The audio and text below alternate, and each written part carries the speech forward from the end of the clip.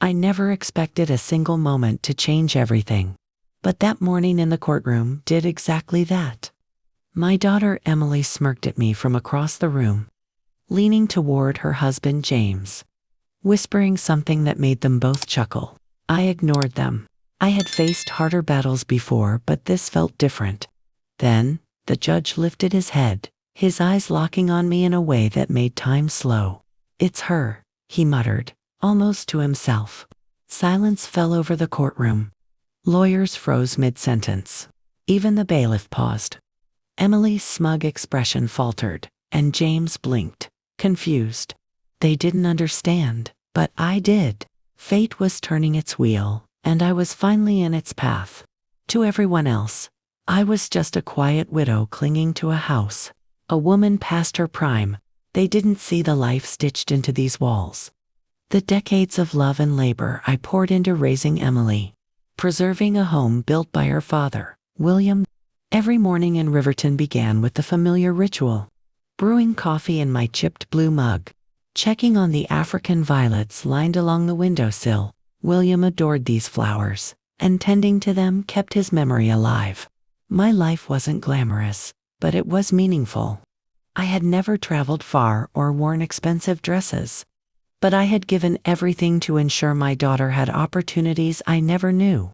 That Thursday evening, I prepared her favorite childhood meal, William's chicken and dumplings, out the embroidered tablecloth I had stitched decades ago. I wanted her to remember this was still home. When they arrived, James claimed William's old armchair like it was his throne, turning on the television, while Emily's icy glare reminded me how far she had drifted from the girl I raised. "Mom, we need to talk," she said sharply. "The house is too big for you. You can't manage it, and we need it for our family." My hands trembled, but my voice stayed firm. "This is my home. Your father died here. Every wall holds a memory." James rolled out the folder with papers, smug, thinking they could coerce me into a retirement community, but I knew better.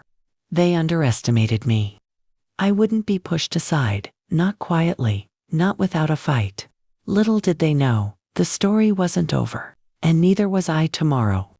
I would uncover a secret William had hidden for years, something that would give me the power to turn the tables on Emily and James in ways they never imagined. A few days later, I found myself wandering through William's study, the house quiet except for the ticking of the old wall clock. My hands brushed over papers I had seen countless times before, letters and receipts, but something caught my eye. A slim folder, tucked beneath his old tax files, bound with a tiny brass lock. My heart skipped. How had I never noticed this before? I rifled through drawers and shelves until I found a small key hidden inside one of William's favorite books about investments.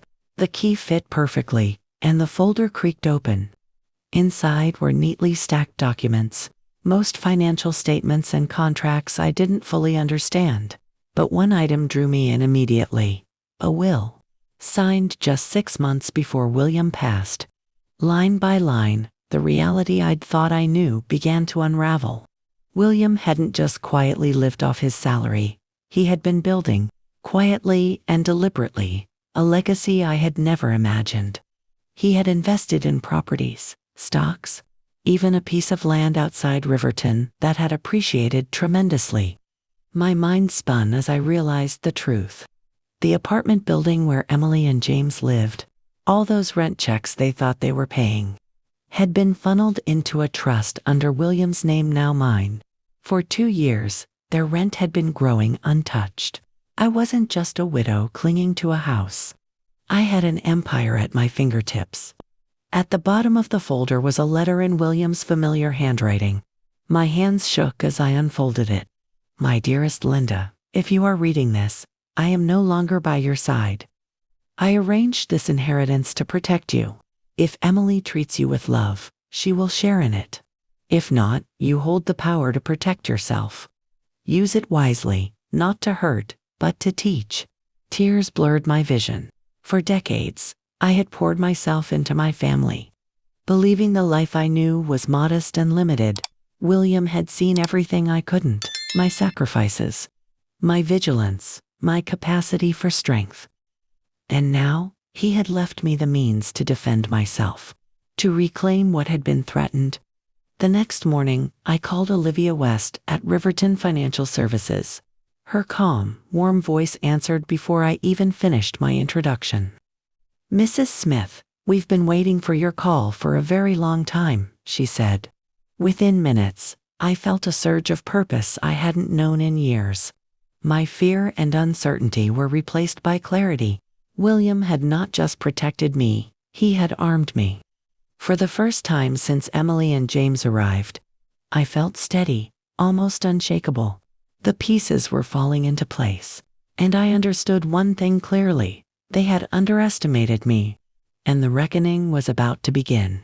Soon, Emily and James would learn that their plans to take everything from me were doomed on the first move in that reckoning was already in motion. By the following morning, I felt a resolve I hadn't known in years. Emily and James arrived, expecting me to be shaken, compliant, ready to hand over my home. Instead, I sat in William's armchair, sipping my tea. Calm as a still pond. Emily's eyes widened, confusion and frustration flickering across her face. "Mom, what are you doing?" "The movers are here. You need to pack." I set my cup down, steadying my hands. "I'm not leaving," I said evenly. James stepped forward, the smirk on his face betraying his disbelief. "Linda, you don't have a choice," he said, his tone sharp, commanding. I stood, slowly, deliberately. "You're right, James, I don't, but you don't either." With that, I walked to William's desk and retrieved a deed from the folder I had discovered. Holding it up, I said, "Did you know that the apartment building where you've been living for the past 3 years, your so-called rent, has never been yours? Every payment you've made has gone straight into my account. I own it. Every unit, every tenant, every dollar." The silence that followed was deafening. Emily froze, staring at the papers. James' confident smirk faltered, replaced by disbelief, then anger. "This has to be fake," he snapped. "You're bluffing." I shook my head, calm as the morning sun. "Check the records yourself." "I'm not bluffing." James' jaw tightened, the color draining from his face as the reality sank in. "Even if this is true, you can't stop us. We'll fight it in court," he barked. I folded my hands and smiled faintly. "You have 30 days to vacate the premises. After that, the law allows me to evict you. The choice was yours when you tried to force me out. Now, it's mine." Emily gasped, a mixture of shock and fear crossing her face. "Mom, you can't mean that. Family doesn't behave like this." I met her gaze, steady. "Family doesn't push aside those who raised them, who gave everything, who built the life you enjoy. Actions have consequences." James looked between us, desperate, and finally yelled at Emily. "Tell her why she can't do this." Emily's lips trembled as she whispered, "Mom, I'm pregnant." The words hit like a thunderclap. My heart swelled at the thought of a grandchild and, then steadied. I recalled William's words, "Use power to teach, not to hurt." I drew a deep breath. "Congratulations, Emily. But that doesn't erase what's been done. Choices have consequences, and today, you're learning them." Her eyes filled with tears as she glanced at James. Something was shifting. The man who had controlled her for years suddenly seemed smaller, diminished by the truth. But even with this advantage, I knew the battle was far from over. James would not surrender easily, and the next move would test everything I had learned. Everything. William had left for me. 2 days later, the tension in the house had grown unbearable. Emily stayed in the guest bedroom, pale and quiet, clutching her stomach, as if shielding her unborn child from the storm that James had unleashed. Meanwhile, I spent hours at William's desk, reviewing statements, property deeds, and investment reports. Olivia West had guided me through every detail, and for the first time, I felt fully equipped, not just emotionally, but strategically. William hadn't just left me money. He had left me a blueprint. When Olivia arrived that afternoon, we sat at the kitchen table with Emily, going over options. "We have more leverage than you think," Olivia said, spreading out the documents. "James' past isn't clean. Gambling debts, failed investments, a history of shady dealings. He's desperate and that desperation makes him predictable." Emily frowned. "So, what do we do? Press charges? Go to court?" Olivia shook her head. "Litigation is messy, stressful especially for your pregnancy. There's a cleaner way. Use the trust William created. Present him with an undeniable choice. Take a settlement and leave forever. Or face exposure and prosecution." I glanced at Emily, her hand trembling over her belly. "He won't walk away easily." "True," Olivia admitted. "But the stakes are finally in your favor. He's been reckless. Now, the law and truth are on our side." For the next several hours, we mapped every detail. The forged papers, the fraudulent loan applications, the hidden debts, all carefully documented. Each revelation was a nail in the coffin of James' control.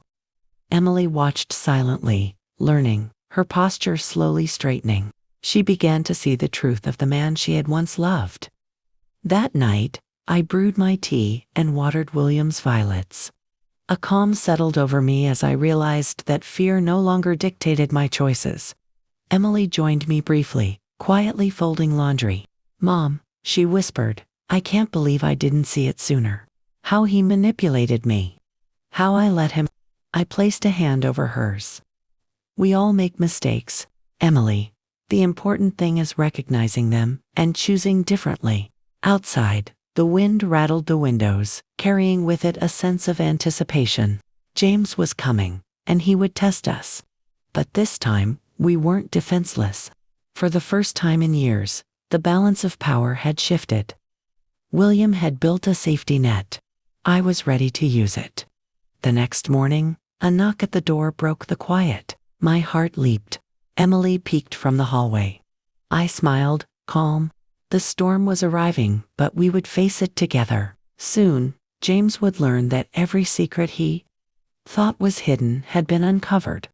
And the first confrontation, with the full weight of William's legacy, was about to begin. The following morning, James arrived unannounced. His usual arrogance, replaced by a twitchy, uncertain energy. He expected fear, submission, maybe even tears. What he found instead was calm determination. I met him at the door, hands folded, eyes steady. Emily hovered behind me, protective but quiet. "Linda, I need to talk to Emily," James demanded, voice sharp but wavering. I shook my head slowly. "Not today, James. You've already made your choices. Now it's time to face the consequences." His jaw tightened. "You don't understand. Everything I did, it was for us, for our future." I let the words hang in the air, then walked to William's desk. Pulling out the folder, I placed it on the table. "Do you," I asked, my voice calm, "do you understand that the building you've been living in, the rent you've been paying for the past 3 years, has been mine all along? Every dollar, every unit, legally mine. And now, you have a choice. Leave peacefully, with a clean settlement, or face legal action for every fraudulent move you've made." James froze, his face pulling. He snatched the folder, scanning the pages, his confident smirk gone. Emily's eyes were wide, but a spark of clarity and strength shone in them. For the first time, he saw her not as someone he could control, but as a witness to his unraveling plans. "You're bluffing," he hissed, voice tight. I smiled faintly. "Check the records." "I'm not." "And the forged documents, the fake signatures, the attempts to have me declared incompetent, every bit of it is documented. The law is on my side, and William made sure of it." He gaped, anger and panic battling in his eyes. Emily stepped forward, placing a protective hand on her belly. "James, stop lying to yourself. Mom is right. Everything you tried to manipulate has been uncovered. You can either leave now or face the consequences. The house was silent except for his ragged breathing. I watched as realization dawned. The empire he had tried to exploit, the legacy he thought he could seize, was untouchable. And yet, despite the power I now held, I remembered William's words: use power to teach, not to hurt. James finally slumped back, defeated, but not fully broken. This isn't over, he muttered. I met his gaze evenly. It is, James. But only if you respect the boundaries we've set. Step out of this house, step away from Emily, and never return. Anything else, and the law will take care of it. He looked from me to Emily, the magnitude of his defeat settling in. Slowly, grudgingly, he left. The front door clicked shut behind him, and a deep silence filled the home, one of relief, but also a quiet acknowledgement that a battle had been fought and won. Yet even with James gone, new challenges awaited. Secrets still lingered, and a future filled with hope and responsibility was just beginning to unfold. Part 6 would reveal how our family, and the legacy William left, would transform not only our lives but those of others in ways I had never imagined. With James finally gone, the house felt lighter. As if the walls themselves were breathing a sigh of relief, Emily moved fully into the home, no longer a temporary guest but a part of the rhythm of our daily life again. The guest room became her sanctuary during pregnancy, and I found myself humming quietly while preparing meals, tending William's feet, and savoring a calm that had eluded me for years. The days passed in a gentle routine. Emily began taking online courses to renew her teaching certification, determined to reclaim her career. I met regularly with Olivia, managing the assets William had left and making plans for the legacy he had envisioned. For the first time, I realized that my home, my finances, and my life were not just about survival. They were about building a future that mattered. Then, one bright morning, Emily's labor began. The rush to the hospital, the anxious hours of waiting, the tension and anticipation, it all passed in a blur. When the nurse finally placed my granddaughter in my arms, I felt a circle complete itself. Willow Smith, tiny and perfect, with her grandfather's determined chin and her mother's curious eyes, slept peacefully as I whispered, "You have a story to inherit, little one." Back home, the house filled with the sound of new life. Emily's lullabies, Willow's soft coos, and the familiar creak of the floors created a symphony of hope and renewal. The past months of fear, betrayal, and deception faded into lessons that had strengthened us rather than broken us. Inspired by William's foresight and my own journey, I began the Second Porch Foundation, a safe haven for women who, like me, had been abandoned, threatened, or pushed aside in their later years. We purchased a large Victorian home, renovated it with love, and welcomed our first residents, women whose lives had been shattered, now ready to heal and reclaim dignity. Margaret, Dorothy, and Sophia quickly became a family of their own, supporting one another, sharing skills, and finding strength in community. Over the years, the foundation grew. Homes multiplied, lives were rebuilt, and hope spread quietly but powerfully. Emily flourished as both mother and teacher. Willow grew surrounded by love and safety. And I discovered a purpose that transcended wealth. It was about legacy, empowerment, and protecting what truly mattered. Every morning, I still rise at 6, brew my coffee in the chipped blue mug, and tend the violets on the windowsill. But now, these rituals are filled with joy and purpose, not mere habit. Life has come full circle, dignity reclaimed, love restored, and a legacy that will outlast me. James is gone, but the lessons remain. The greatest victories aren't measured in money or revenge, they're in courage, in resilience, and in the quiet strength to protect those we love. And sometimes, just sometimes, life's full circle brings not just justice, but a chance to begin again. If you were in Linda's shoes, what would you have done? Have you ever faced betrayal or had to fight for your dignity? Share your story. For more real-life drama and inspiring stories of courage and resilience, don't forget to hit the like button and subscribe. Tell us which city you're watching from. We love hearing from our viewers.